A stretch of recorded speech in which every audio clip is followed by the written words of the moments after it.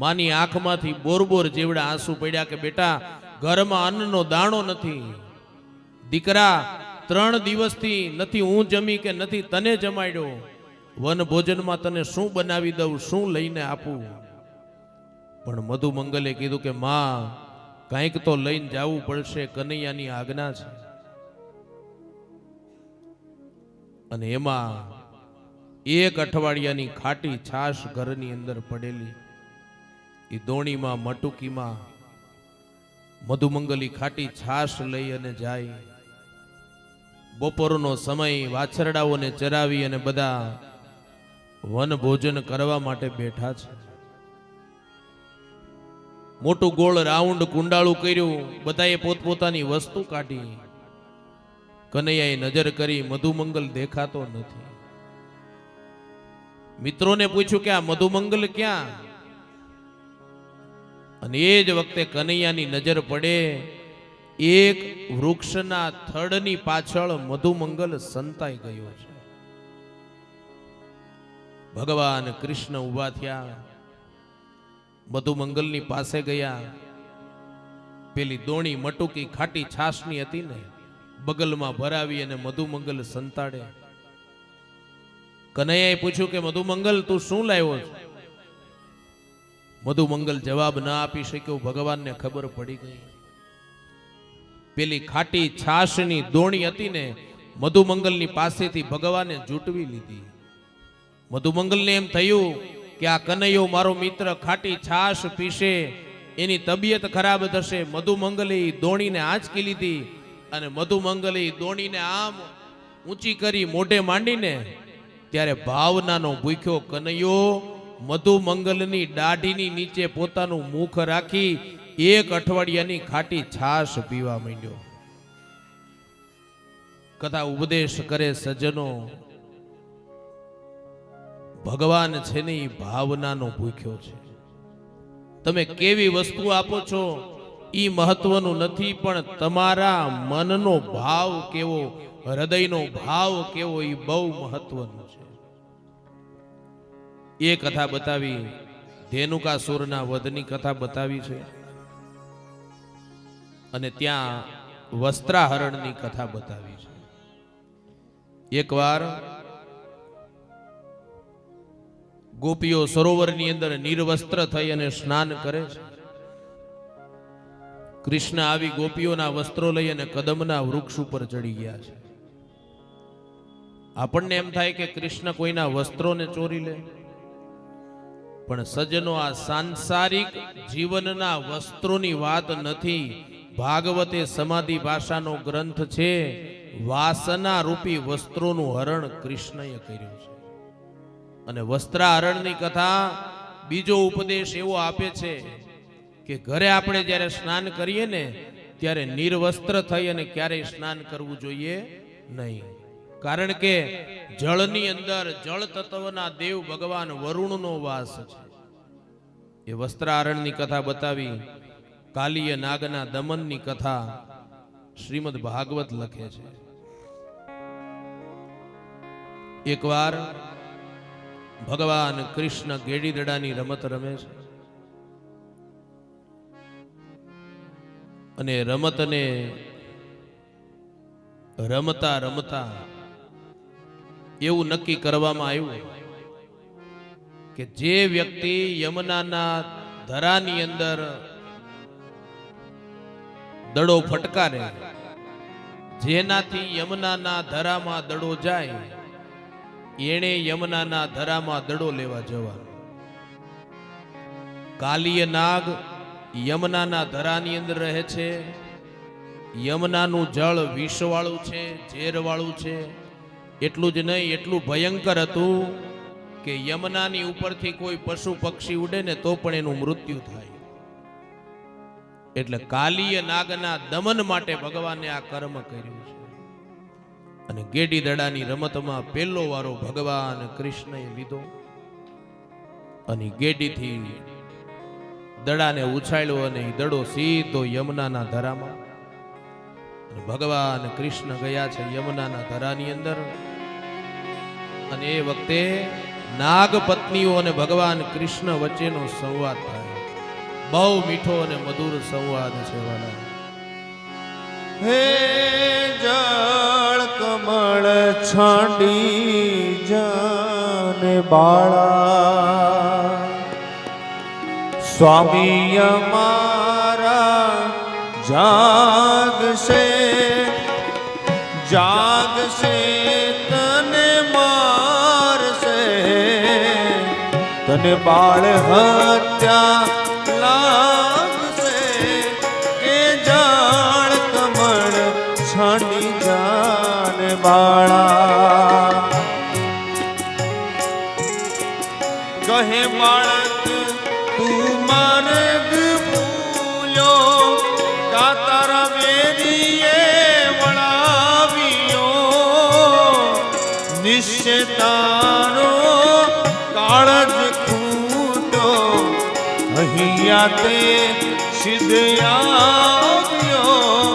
એ જાળ કમળ છાંડી જાને બાળા, એ નથી નાગણ હું માર્ગ ભૂલ્યો, નથી તાર વેરી વળાવ્યો, મથુરા નગરીમાં જુગ તુરમતા નાગનો શિષ્હાનિયો.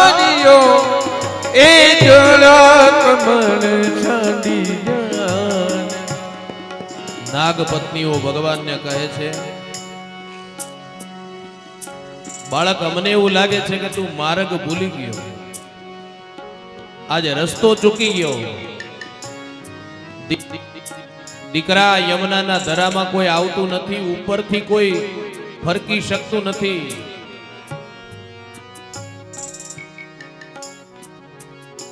અને નાગ પત્નીઓ કહે છે કે લાગે છે કે આજ કાળ તારા સુધી પહોંચવાની તૈયારીમાં છે, લાગે છે કે આજે તારો અંતિમ દિવસ હશે, એટલા માટે તું અહીંયા આવી ગયો છે.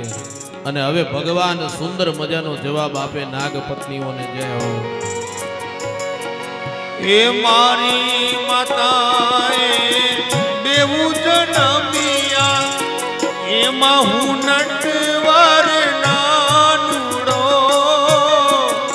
જગાડ તારા નાગને, મારું નામ કૃષ્ણ કાનુડો. એ જળ કમળ છાંડી જાને બાળા, ભગવાન કહે છે કે હે નાગ પત્નીઓ, હું નથી રસ્તો ભૂલ્યો, નથી મારા વેરીએ વળાવ્યો. ભગવાન શું કે છે? હું તો જુગટું એટલે જુગાર રમતો હતો. ભગવાન કે છે કે હું તો જુગટું રમતો હતો, એમાં હું નાગનું શીશ હારી ગયો, એટલા માટે અહીંયા આવ્યો છું. અને ત્યારે નાગ પત્નીઓ એમ કે છે, આવો રંગે રૂડો રૂપે પૂરો, લાગે છે તારી માને તું ઓળખામણો હોય. તારી માતાએ કેટલા જન્મ્યા છે, અને જો તું ઓળખામણો હોઈશ ને એટલા માટે તું અહીંયા આવ્યો હોય.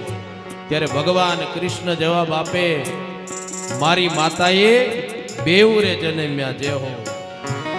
એ મારી માતાએ બેવું જન્મ્યા, એમાં હું નટવર નાનુડો,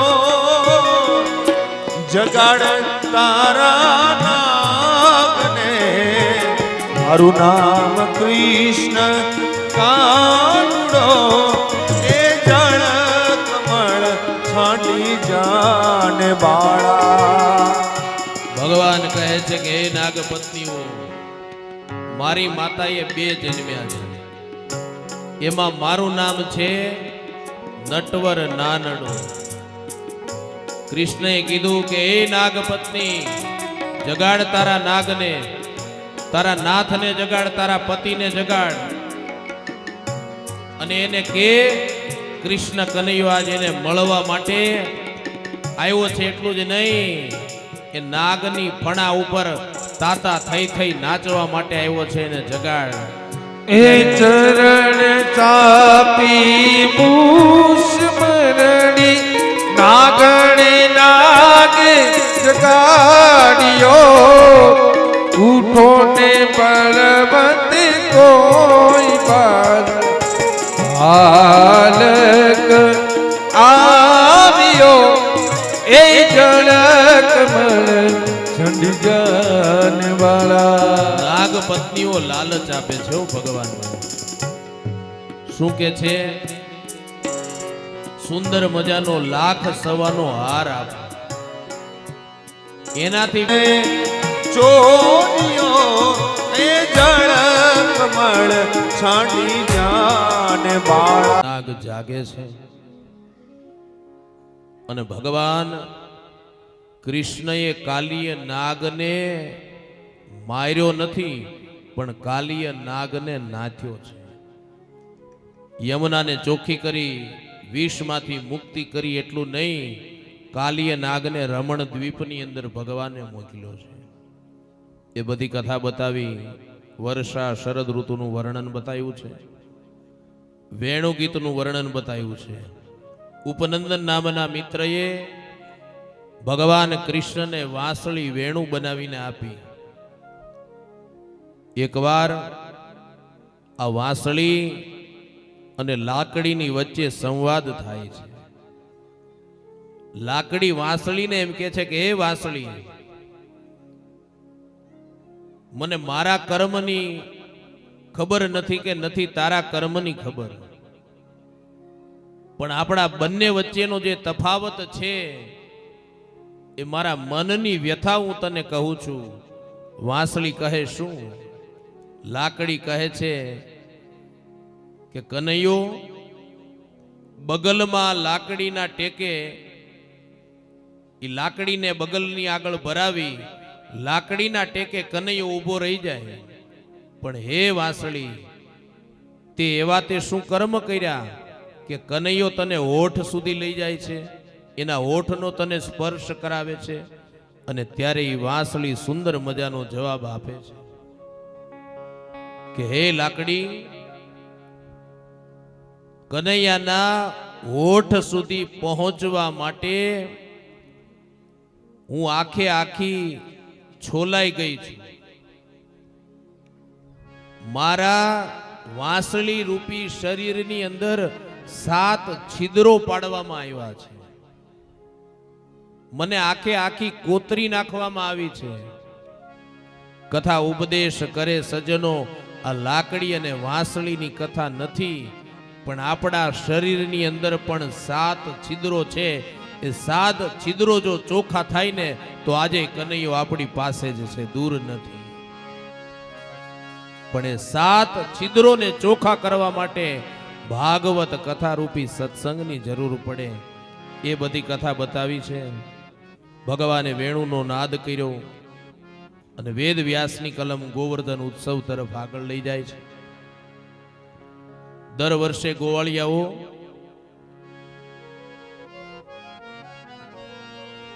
ઇન્દ્રયાગ કરે છે અને એ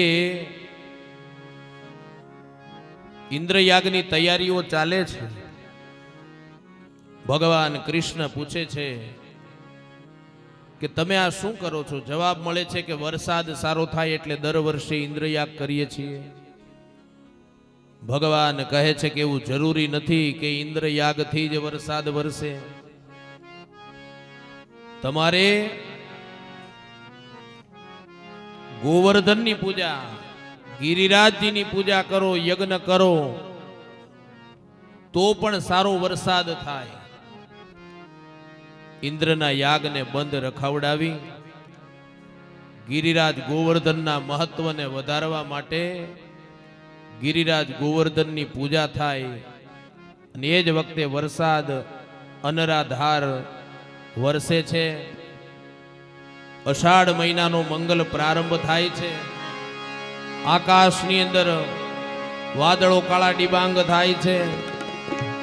ઝરમર ઝરમર વરસાદ વરસે, વીજળીના કડાકા ને ભડાકા થાય.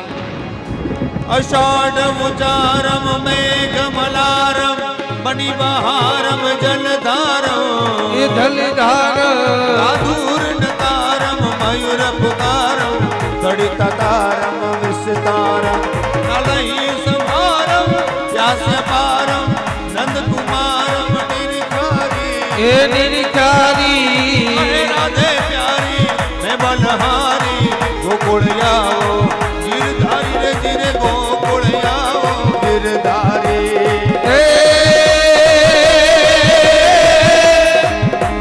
આમાં ગોકુળિયામાં જોને ગમતો નથી એ તમને લાગે સારી છે હે વાલાજી હારે વે એ તો સિદ્ધને કરાવ્યા સાંભળા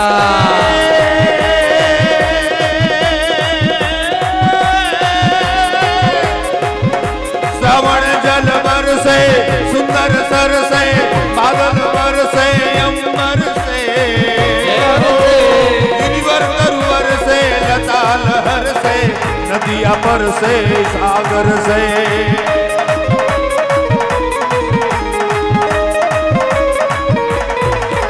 दंपति दुख दर से रोज समर से लगत जहर से दुखकारी बलहारी गोकुल आओ गिरधारी रे गिरे गोकुल आओ गिरधारी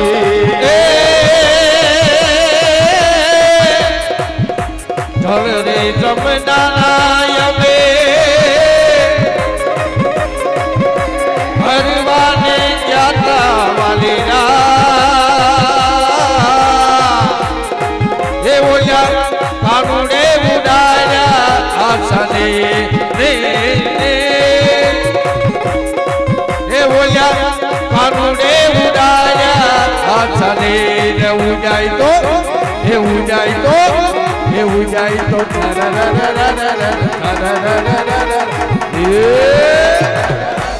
કાનુડો સુજાણે કાનુડો સુજાણે મારે બે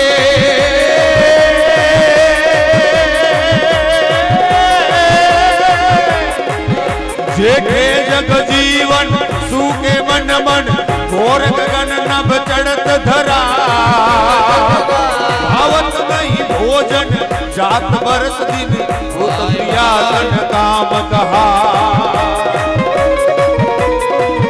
तड़पत ब्रिज के जन नाथ निरंजन दियो न दर्शन गिरधारी कहे राधे प्यारी मैं बलहारी गोकुल आओ અને એ જ વખતે ગોકુળની અંદર અને આજુબાજુના વિસ્તારની અંદર અનરાધાર વરસાદ વરસે છે.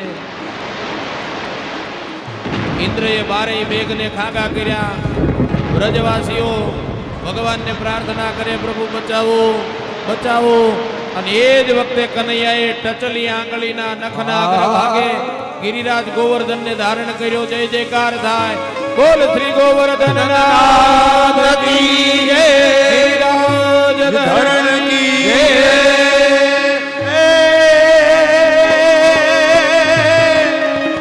पोषे पछताई शिशर सुहाई ठंड भगाई सरसाई मन मात मुरझाई रह्यो न जाई रज दुखदाई वरताई वेद बताई नहीं जुदाई नर नारी कहे राधे प्यारी राधे प्यारी राधे राधे राधे राधे राधे प्यारी मैं बलहारी गोकुल आओ गिरधारी रे गिरे गोकुल आओ गिरधारी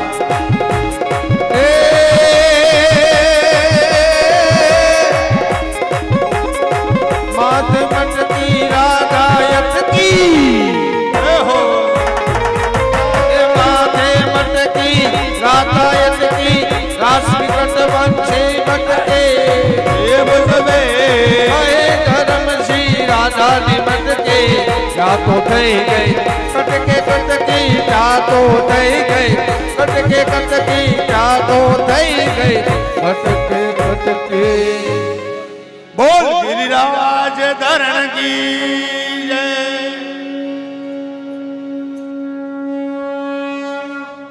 સુંદર મજાનો ગિરિરાજ ગોવર્ધન ઉત્સવ આપણે અહીંયા ઉજવો છે. આ ઝાંખીઓને તાળીઓના નાદથી આપણે વધાવી લ્યો.